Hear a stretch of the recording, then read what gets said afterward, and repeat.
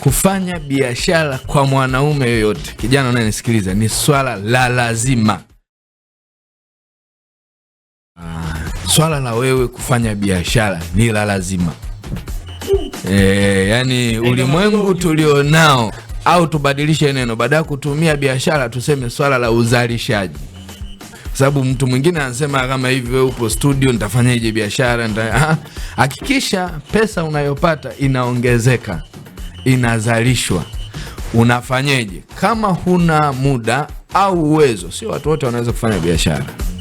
Huna muda, umetingwa na kazi za kuajiriwa, au hata kama umejiajiri lakini sehemu uliopo haikupi nafasi ya kufanya kitu biashara, badilisha. Kama unatoa huduma, ifanye kwa mtindo wa kibiashara. Sawa sawa, tukisema huduma ni zile biashara ambazo hazina bidhaa. Kwa mfano unatoa ushauri, ni business consultant, mtu wa tax consultation na nini.